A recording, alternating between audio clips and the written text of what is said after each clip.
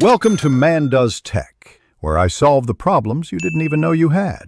In this video, I will explain how to play Dark Souls 3 Seamless Coupe.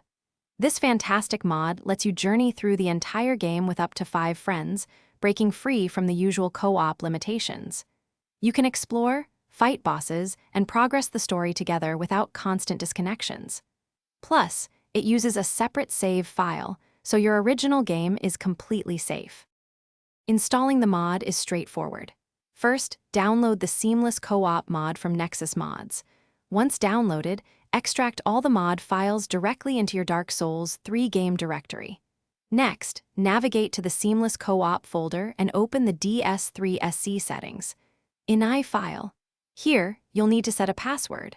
Remember, every player joining your session must use this identical password to connect.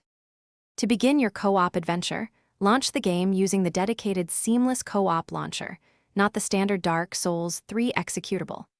Once in-game, simply rest at any bonfire, and you'll automatically receive special co-op items in your inventory. The host should use the small white sign soapstone to create a session, while friends joining will use the dried finger to enter the host's world. It's that simple to get started. This mod offers several fantastic features.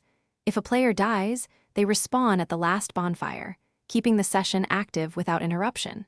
You can team up with up to 6 players, tackling the entire game as one united force. The mod also includes options to scale enemy difficulty, which can be helpful with more players. Don't forget to check the settings file for options like enabling or disabling invasions to tailor your experience. Thanks for watching. If you found this helpful, don't forget to like and subscribe.